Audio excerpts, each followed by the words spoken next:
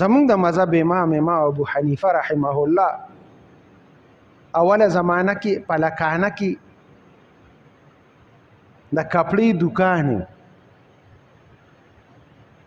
نه دقسې یو ورځ اوریځ وه نو ماسپښین نه د مازدیګر ماښام نه مخکې دکان بند که چا ورته وی ولې دې دکان بند که وی اوریځ د تیاره ده ګاټ په زما په دکان کې دوکه وخوري د تیارې د وجې نه بیکاره کپړه به یې چېرته اغوښتي هغه به په ښه به په نظر راغلي هغه مشتبه پیسې به زما جیب ته راشي نو دکان یې په وخت باندې بند کړه نن سبا تاسو وګورئ د کپړې په دکان کې ورته غټ غټ بلفونه لګولي چې هغه بیکاره کپړه چې هغه ښه ښکاره شي زمونږ د ژوند کې څومره فرق راغلی دی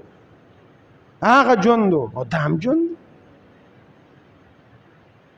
د هغه هم بچي و زمونږ هم بچي دي هغه هم دې معاشره کې ژوند تېرو مونږ هم